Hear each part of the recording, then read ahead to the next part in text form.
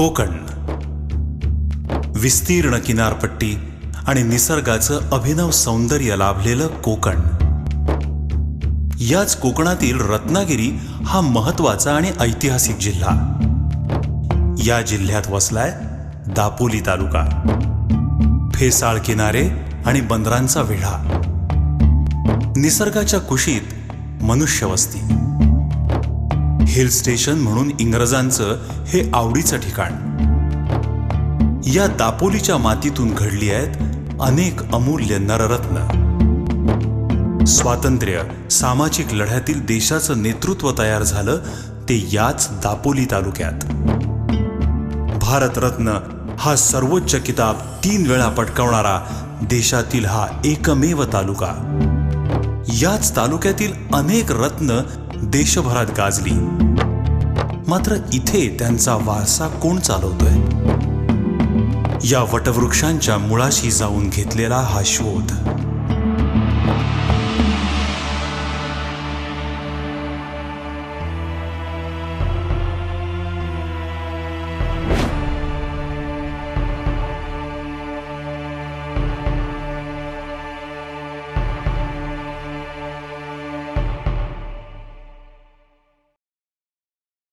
इंग्रज सरकारच्या गुलामगिरी विरुद्ध केसरीतून आग ओकत तुरुंगवास भोगला तो बाळ गंगाधर टिळक यांनी.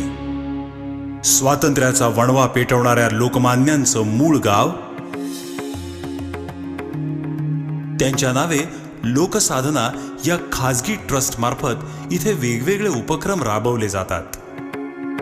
अत्याधुनिक शिक्षण देणारी शाळाही या गावाच्या वेशीवर आहे.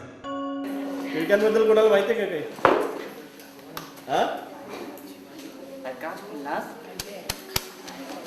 हा सर, टिळकांबद्दल यांना माहित नाही काही?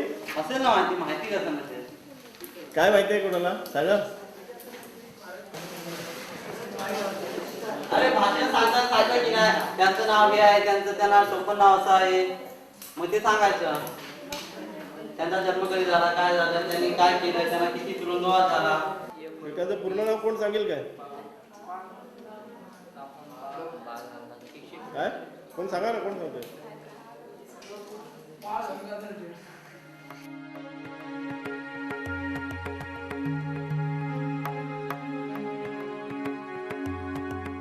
बेसिकली टिळक हे गाव होतं आणि पूर्वी लोकमान्य टिळकांचे बाबा ज्या इंग्रजांच्या आमदानीत होते ना, शिक्षण अधिकारी म्हणून, तर ते सगळे दाभोळला राहायचे आणि त्यांचा वाडा म्हणून टिळकगाव ही प्लेस होती.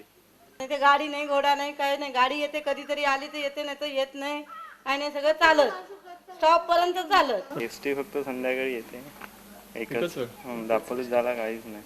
हा, आपण मेन रोड पासून इथपर्यंत येतो, तोच फक्त रस्ता तयार करायचा राहिलेला आहे. अगदी आजारी पेशंट असला तरी इथून वरती न्यावा लागतो. टेलिफोन व्यवस्था अजिबात नाही, लिमिटेड कॅपॅसिटी. टिळकांनी सांगितलं माझा जन्मसिद्ध हक्क आहे, तुमचा नाही. हक्क सांगून मिळत असतो. या गावात सुविधांची वानवा तर आहेच, पण टिळकांच्या स्मृतीही गावाला टिकवता आलेल्या नाहीत. स्मारक आहे, टिळक स्मारक. इथं पाया होता आणि त्याच पायावर हे स्मारक उभं राहिलेलं आहे संस्थेतर्फे. आणि त्यांचं कुलदैवत आहे त्याचं देऊळ, म्हणजे ते देऊळ तिकडं आहे पाठीमागं. तर टिळकांच्याच जागी स्मारक मंजूर झालेलं होतं जवळजवळ 12 वर्षापूर्वी. आणि अजून जमीन तशी राजकीय पुढाऱ्यांच्या प्रयत्नाने ते इथून रत्नागिरीत गेलं.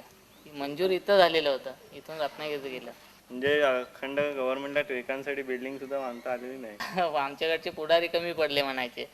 शंकरराव चव्हाण ज्या वेळेस मुख्यमंत्री झाले आणि मंत्रिमंडळाची रत्नागिरीत सभा झाली, प्रथम सभा, त्या वर्षी त्यांनी टिळकांचं गाव म्हणून रत्नागिरीत टिळकांसाठी काही करावं आणि ते मग टिळकांच्या मूळ गावी स्मारक बांधावं 11 लाखाचं, अशी जेव्हा घोषणा केली त्यावेळेस इथं जागा आम्ही साधारण 13-14 गुंठे काहीतरी जागा बक्षीस करून दिली, जे लोकांच्या ताब्यात होती ती.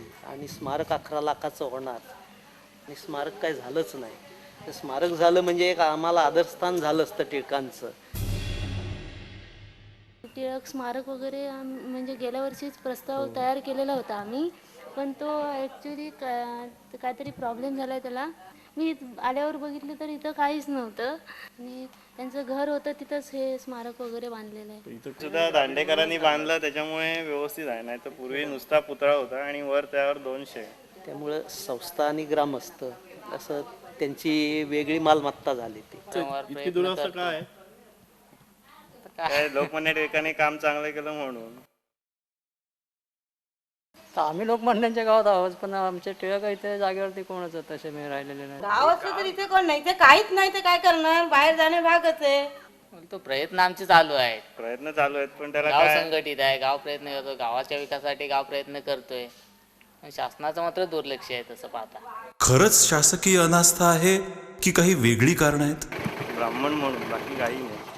आमच्याकडे सुद्धा आता बंदी आहे इकडे, म्हणजे कोणी राहायचं नाही, कामाला जायचं नाही वगैरे वगैरे अशी सगळी भानगड आहे. जातीय वाद असा जातीयवाद हा मात्र मुळीच नाही. टिळकांना त्रास देणारे लोक भरपूर होती ना, का त्रास द्यायचे? ते हे करत असत नाही म्हणून. नाही, पण त्यांच्या फॅमिलीला काय त्रास होता? त्रास असेलच म्हणून ते राहत नव्हते ना, ते आम्हाला काय तर माहिती. उलट टिळक कुटुंबियांचं दडपण होतं त्या बहुसंख्य समाजामध्ये. हो, खूप होतं. त्यांकडे जर त्यांचं कोणी ऐकलं नाही मेजॉरिटीचं की बंद त्याच्याकडे, त्याला त्रास द्यायचा. सत्य घटना एक घडलेली आहे. एका माणसाला शिवीगाळ केल्यामुळं एका ब्राह्मण व्यक्तीनं, म्हणजे थोडं उच्चार केला हरकत नाही ना, म्हणजे जाता येता ह्याच रस्त्याने गेलेला माणूस दापोलीकडे जाताना पुढं त्या माणसाचं घर आहे, घरात आहेत का विचारलं आणि ते घरच्यांनी सांगितलं जेवाय बसले, तेव्हा काही वेगळी शिवी दिली त्या माणसानं. तो माणूस त्या माणसाच्या पाठीमागं गेला आणि पुढं वळगाव म्हणून दुसरं गाव आहे, तिथं जाऊन त्या माणसाला ठार केलं त्या काळात. म्हणजे भयानक 4-5 सुसाईड झाले तिकडे या कारणावरून. खोती पद्धत जी होती ना, खोतांचा एक प्रकारचा मान होता, त्यांच्या शब्दाला किंमत होती, पण ती काही अति व्हायची त्या काळात. जबरदस्त राजकारण. म्हणजे जातीवाद? जातीवाद. किती येतं ब्राह्मण घरात? आम्ही एकटेच. सभा होते आमची, त्याच्यात गावातले काही बारीक सारीक विषय, बौद्ध समाज, मराठा समाज आहे, ब्राह्मण समाज हे 2-3 आहेत, पण ते काय तितकेसे अजून आमच्यात सामील होत नाही आहेत. आमचं हे आहे का? तर ते त्यांचं त्यांना माहिती. त्याच्यात आता काय आम्ही बिझनेस वगैरे करतो, आम्हाला काय माणसं बाहेर गावून आणायला लागतं, इकॉनॉमिकली बर्डन येतंच. इथे असताना काय थोडं इझी व्हायचं तेवढंच. दुसरी काही आमच्यात भानगडी झाल्या की त्यांना खो घालणं, त्यांना चढवाचढवी करणं, गावातल्या इतर मंडळीच्या विरुद्ध त्यांना बोलायला लावणं, हे मात्र दुर्गुण त्यांच्यात आम्हाला दिसतात. आम्ही आपली तशीच राहिलोत म्हणून, पण नंतर कोणीच राहत नाही. म्हणून मेन सोडून गेले टिळक. इव्हन म्हणजे त्यांच्या देवळाकडे सुद्धा कोण जात नाही. गावदेवीचं देऊळ त्यांनी बांधली, पण आता तर तुम्ही देवळाकडे गेलात पडलेलं आहे, कोणी लक्ष देत नाही. आतापर्यंत रत्नागिरी जिल्ह्यात मी एकमेव टिळक होतो फक्त. आता एक आमचं म्हणजे पळसप गाव आहे, तिथले इकडची सासरवाडी असल्यामुळे ते आता 2-3 वर्ष स्थायिक झालेत, आणि एक चिपळूणला एक केमिस्टचं दुकान काढलं म्हणून एक टिळक, असं एकूण 3च टिळक आहोत. तोपर्यंत रत्नागिरी जिल्ह्यात स्थानिक टिळक म्हटलात ह्या चिखलगावचा प्रॉपर म्हणून तर फक्त मी एकमेव आहे. स्वतः मी टिळक असलो ना तरी मला लोकमान्यांच्या फार काय माहिती आहे याच्यातला काही भाग नाही. गावकऱ्यांना काय शॉर्ट हे असते का नाही, शॉर्ट माइंडेड असेल की बाबा देशासाठी केलं हा विचार करणं, माझ्या गावासाठी काय केलं का नाही, मग तू जाऊन दे. शेवटी हे मूळ घराणं होतं त्यांचं, ते पण जयंतराव टिळकांनी आमच्या इथल्या संस्थेला ते बक्षीस देऊन टाकलं आणि मग त्याच्यावर मालकी आता संस्थेची आहे. त्यांचं गावामध्ये आपल्या स्वतःच्या स्मारक त्यांनी उभं करायला पाहिजे होतं. हातात सत्ता होती त्यांच्या, सभापती आज अनेक वर्ष होते की नाही. मग ती कारणं शोधायला पाहिजे की तुम्हाला तुमच्या गावाबद्दल आणि घरट्याबद्दल, चौथऱ्याबद्दल आत्मीयता का नाही, हा खरा प्रश्न त्यांना आहे. पण ह्यांच्या नावाचा चौथरा स्वतःचा असून सुद्धा तो त्याने आता दान करून टाकला. आता शाळेला दान केली म्हणजे ती त्या संस्थेच्या नावाने झाली ना, लोकमान्यांतर नाव पुसलं गेलं का नाही एवढं सांगावं. की जन्मे स्वदेशी म्हणूनही नरास, काय जन्मे स्वदेशी म्हणूनही नरास, गुणी असोनी ही मिळेन मान, भुले परस्त्री सची लोक सारा, पत्नी घरी सुंदरशी असून. तू ह्या भागात जन्मले इकडे म्हणून अनास्था जास्ती आहे. सरकारचं डोकं ठिकाणावर आहे का, असा खडा सवाल टिळकांनी केला होता. मात्र स्वतंत्र भारतात आता लोकमान्यांनी कुठला सवाल केला असता? टिळकांच्या स्वातंत्र्य लढ्याला यश आलं, भारताच्या उभारणीचं काम सुरू झालं आणि स्वतंत्र भारतातील पहिला भारतरत्न ठरला तो दापोलीतलाच. भारतातला पहिला भारतरत्न डॉक्टर पावा काणे. ते टिळकांसारखे नेहमी म्हणजे जुनेच हे सगळे लोक की काळा कोट, ते हे धोतर, पगडी, मिशा म्हणजे आंग्रेवाडीत होते, चाळीत राहत असतात. पहिले भारतरत्न राष्ट्रपती राजेंद्र प्रसादांनी त्यांना भारतरत्न ही पहिली पदवी. म्हणजे भारतातला पहिला भारतरत्न डॉक्टर पावा काणे. तुमची काय आठवणी आहेत त्यांच्याबद्दल? माझ्या आठवणी म्हणजे मी त्यांना पाहिलेलं आहे. पण पावा काण्यांच्या विषयी जास्त इथे कोणाला माहित नाही, फक्त वकिलांच्या बद्दलच जास्त माहिती आहे. हायकोर्टाच्या एका रस्त्याला पावा काणे रोड असं नाव आहे.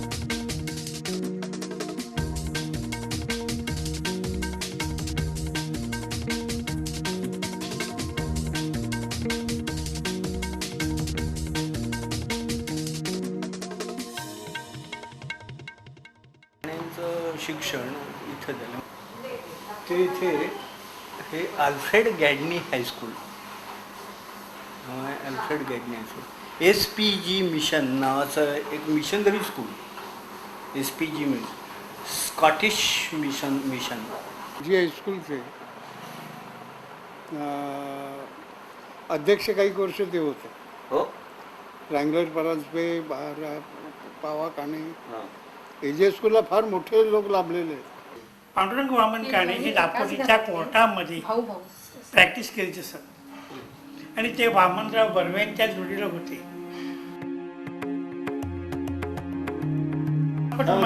हा, त्यांनी 6,500 कायद्याविषयी एक हे लिहिलेलं आहे, ग्रंथ लिहिलेला आहे कायद्यावरती.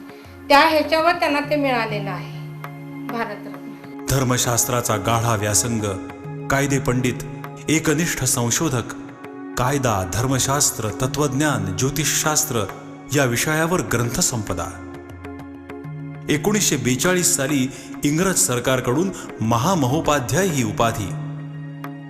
1947 ते 1949 मुंबई विद्यापीठाचे कुलगुरू. 1963 साली भारतरत्न प्रदान.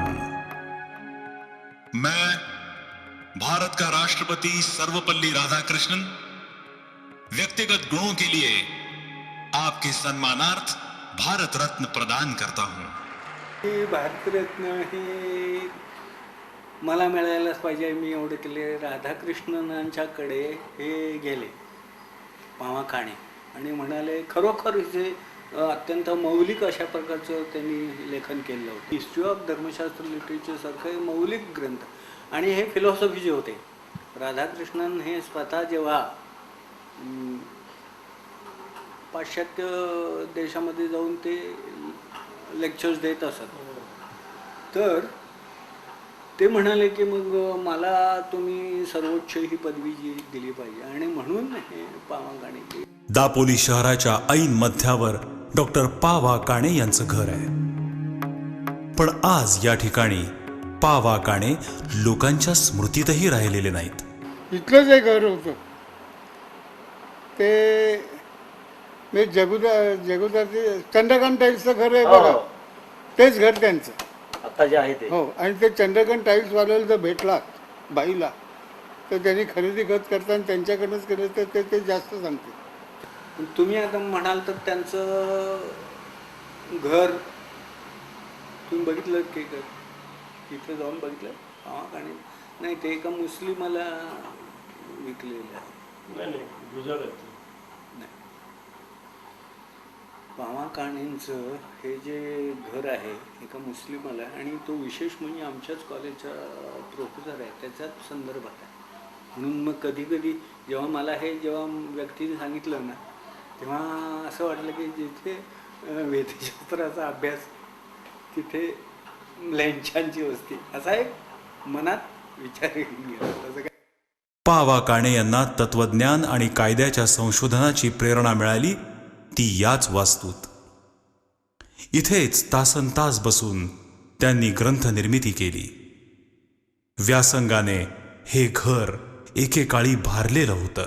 संपूर्ण घर फक्त काळं डांबराने रंगवलेलं म्हणजे ह्या पोझिशनला म्हणजे होतं. पर्याय- कायद्याची पुस्तकं, कवी पावा काणेंचं कवितेची पुस्तकं, कायद्याची पुस्तकं आणि ते सगळी वाळविणी खाऊन टाकली होती. मग ते शेवटी जाळण्याशिवाय गत्यंतरच नव्हतं. इतक्या त्या दुरावस्थेत पुस्तकं होती. सगळी चाळण झाली. तर म्हणजे तशीच जुनी कायद्याची पुस्तकं मिळणार नाहीत इतकी कायद्याची पुस्तकं बाई, होती. असं केलं. दापोलीच्या इतिहासात काय की ह्याला भुजबंगीला म्हटलं जात असे.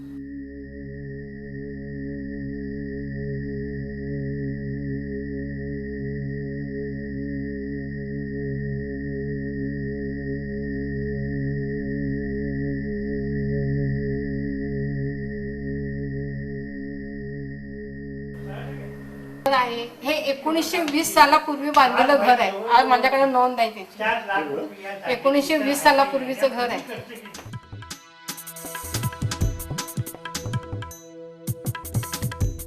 आतलं बांधकाम जे आहे ते झाडं वगैरे आता आम्ही लावली. हे काही नव्हतं.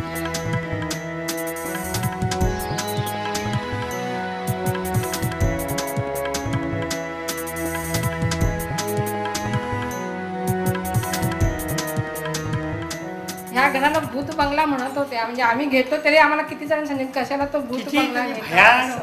अतिशय घर भयानक. बघण्यासारखं अजिबात नव्हतं. आणि त्यांचं आता इथं दुसरं घर आहे ना ते सुद्धा तशाच आता ते पोझिशनला घर आहे. त्या बाजूला आहे त्यांचं आणखीन एक. तिथं त्यांचं गुरं आणखी त्यांची शेतीवाडी होती ना ते भात वगैरे ठेवायचं कोठार वगैरे असं ते तिथं होतं. मी आता हे खरं या 96 साली घेतलं. त्याच्या आधी कोण होतं इथे? हा? बंद होतं 25 वर्ष. त्याच्या अगोदर तीच माणसं राहत असत की ह्या घरामध्ये ह्या कंपाऊंडमध्ये जवळजवळ त्यांची 41 माणसं राहत. आईच्या नावावर सगळी इस्टेट होती. आईनंतर हे 4 भाऊ 3 भाऊ 4 बहिणी या सगळ्या त्यामध्ये हिस्सेदार होत्या.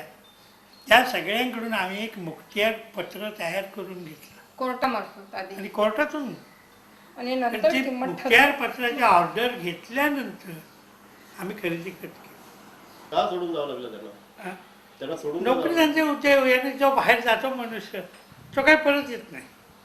कारण म्हणजे इथे शिक्षण सुविधा कमी हे एक आणि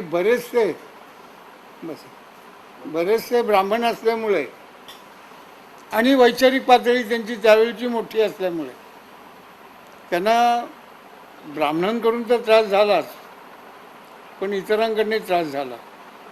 अर्थात ते इथून जायचं ना ते माणूस मग परत इथं कधी येत नसेल किंवा तो येत असेल तरी तो उपरा असंच मानला जातो. जे जे रत्नागिरीत जन्मले चांगले होऊन पण त्यांचा उद्धार इथून बाहेर झाला गेल्याशिवाय झाला नाही तसंच ह्यांच्या बाबतीत झालेलं असावं. त्याच्यामुळे ते परत कधी इथं आलेच नाही. पांडुरंग काणेंच्या घरापासून अवघ्या 20 किलोमीटर अंतरावर आहे दुसऱ्या पांडुरंगाची पंढरी पालगड. जगाला प्रेमाचा धर्म सांगणाऱ्या साने गुरुजींचं गाव. महात्मा गांधीजींच्या नेतृत्वाखाली स्वातंत्र्यासाठी उठाव झाला. या उठावासाठी लोकजागृती करण्यात अग्रगणी होते ते साने गुरुजी. स्वातंत्र्य समता बंधुतेची पहाट घेऊन येणाऱ्या बलसागर भारताचं स्वप्न मात्र अपूर्णच राहिलं. मग नवा लढा सुरू झाला. अन्यायाविरोधात, शेतकऱ्यांचा, कामकऱ्यांचा.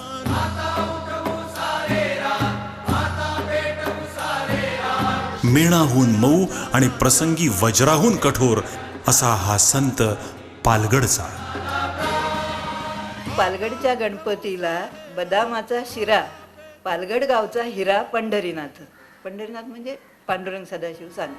पालगडच्या मातीतच आईच्या संस्कारांनी घडवलेला पांडुरंग पुढे साने गुरुजी म्हणून देशभर तळपला. पण गुरुजींचे विचार पालगडच्या मातीत मात्र रुजले नाहीत. अगदी आजही.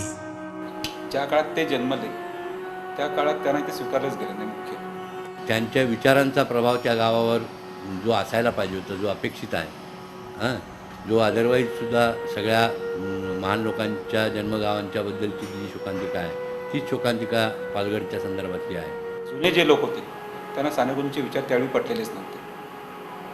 त्या घरात राहिलेले लोक होते त्याच्याशी चर्चा करताना त्यांना ज्या घरात आपण साने गुरुजींच्या घरात राहतोय त्यांची आपण कुठे देणं लागतो घरात इतके दिवस फुकट राहिल्यानंतर सुद्धा ही त्यांच्या मनात पुढे जाणीवच नव्हती. साने गुरुजींबद्दल आम्ही कथाकथनामध्ये सक्रिय होतो. साने गुरुजींच्या ह्याच्यामध्ये अनेक शाळेतून मी कथाकथन केलं. गावामध्ये त्यांना कोणी स्वीकारलं नाही.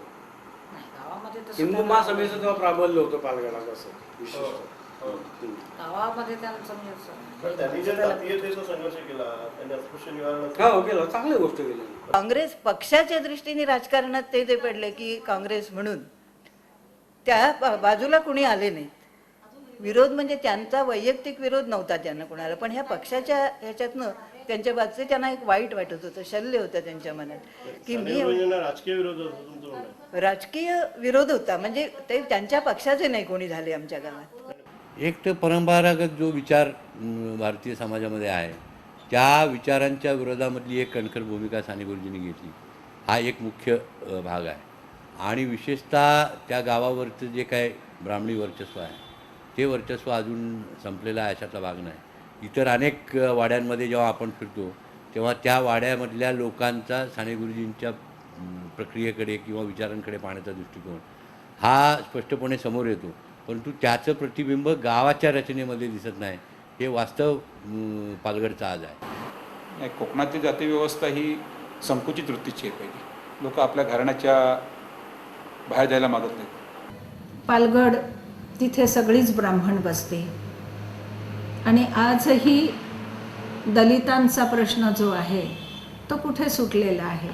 हे विष किंवा हे इतकं लोकांच्यामध्ये बिंबलेलं रक्तामध्ये आहे की ते असं इतक्या लवकर दूर होईल असं नाही. त्यामुळं पालघर हा काही त्याला अपवाद आहे असं नव्हे. श्यामची आई ही गुरुजींची जीवनगाथा. आचार्य अत्रेंनी त्यावर तयार केलेला चित्रपट राष्ट्रीय पारितोषिकाचा मानकरी ठरला. मला शुद्ध बुद्धी दे. पण आई, आपल्या मनाची घाण का कशाने धुवायची? आपल्या अश्रूंनी. जगभर मान्य झालेले हे संस्कारही काल्पनिक ठरवण्यात येत आहेत. ते तर खरं म्हणजे वाङ्मय आहे. थोडीफार असू शकेल. विद्यार्थी म्हणतायत म्हणून आपण ती गोष्ट मानायची. आज सारं जग जाणते काय आहे ते. पण फी दिली नाही म्हणून त्यांचं नाव काढलं म्हणजे असं अशी बरीच आहे. तेवढा काय एवढे साने गुरुजी श्रीमंत कुटुंब होतं. साने गुरुजींच्या जीवनामध्ये ज्या घडलेल्या महत्त्वाच्या घटना ज्याचा त्यांच्या बालमनावर झालेला जो संस्कार आहे त्याचं प्रतिबिंब त्या श्यामची आई या पुस्तकामध्ये आहे. मग आईने केलेले संस्कार असतील, शाळेने केलेले संस्कार असतील, वडिलांनी केलेले संस्कार असतील किंवा त्यांच्या त्या काळातल्या मित्रांचे त्यांचे काही सहवास असतील. हा सगळा कालखंड हा या पालघरच्या घरामध्ये घडलेला आहे आणि त्यामुळे त्या घराचं वैशिष्ट्य आहे. विशेषतः त्यांच्यावर आईने जे संस्कार केले त्या संस्कार भाग हे पुस्तक आहे. काही मला वाटतं कधी असं त्या ह्याच्यामध्ये लिहिलंय का हो? मी ते बघितलेलं नाही, पण त्यांचे चुलते साने गुरुजींचे रामकृष्ण साने म्हणून आणि पुस्तकामध्ये काही सत्यकथा आणि काही काल्पनिक असं काही लिहिलंय का त्या प्रस्तावने श्यामच्या आईमध्ये? नाही, मी वाचलंय पण मला हे वाचायला नाही मिळालेलं. खरे अनुभवच त्यांनी त्या पुस्तकात मांडलेले आहेत. ते बिलकुल काल्पनिक नाही. महाराष्ट्रातच नव्हे तर हे पुस्तक अन्य अनेक भाषांच्या मध्ये झालेलं आहे. कन्नड भाषेत झालेलं आहे, हिंदी भाषेमध्ये झालेलं आहे, गुजराती भाषेमध्ये झालेलं आहे, इंग्रजीमध्ये झालेलं आहे. एवढंच नाही तर जपानी भाषेमध्ये झालेलं आहे. 1998 हे साने गुरुजींचं जन्मशताब्दी वर्ष. या निमित्तानं त्यांचं पालगड येथील घर राष्ट्रीय स्मारक म्हणून जतन करण्याची घोषणा झाली. साने गुरुजींचं राष्ट्रीय स्मारक व्हावं आणि कुटुंबियांनी गुरुजींचं पालगडचं घर जर राष्ट्रीय स्मारकासाठी दिलं तर त्या ठिकाणी आम्ही राष्ट्रीय स्मारक करू अशी जाहिरात साने गुरुजींची जीवनगाथा पुस्तकाचं विमोचन होतं. त्यावेळचे मुख्यमंत्री महाराष्ट्राचे सुधाकरराव नाईक यांनी त्या जाहीर सभेत केली. आप्पा किंवा पुरुषोत्तम सदाशिव साने जे गुरुजींचे सर्वात धाकटे बंधू त्यांची मुलगी अरुणा, आम्ही दोघांनी त्या घोषणेचे स्वागत केलं आणि आम्ही त्यांना पत्र लिहिलं की आम्ही ती वास्तू द्यायला तयार आहोत. त्या वास्तूमध्ये माझे मामे भाऊ मला काही सुधा साने म्हणतात नाही की माझी आते बहिणी शकते त्यावेळेला राहत होते. घर साफसुथरं राहावं, पडू नये, किंवा कोकणामध्ये साधारणपणे मग घराचे वासेसुद्धा चोरीला जातात आणि मामा त्या 2 खोल्यात राहतात. त्यांचंही कुटुंब मोठं होतं, म्हणून मामांना असं सांगण्यात आलं की तुम्ही ह्या घरामध्ये राहा. आम्ही आधी विनायक जोशींना जाऊन भेटलो. त्यामध्ये कथामालेचे अध्यक्ष संस्थापक प्रकाशभाई मोहाडीकर, गोविंदराव शिंदे, बालविकासचे यशवंत क्षीरसागर, गोपीनाथ मोरे, शशीभाई मेहता आणि अनेक मान्यवर मंडळी अशी भेटायला आम्ही गेलो होतो. परंतु त्यावेळेला विनायक जोशींनी विरोध केला. आणि आम्ही काय त्यांना म्हणत होतो की तुम्हाला हे घर हवं आहे ना,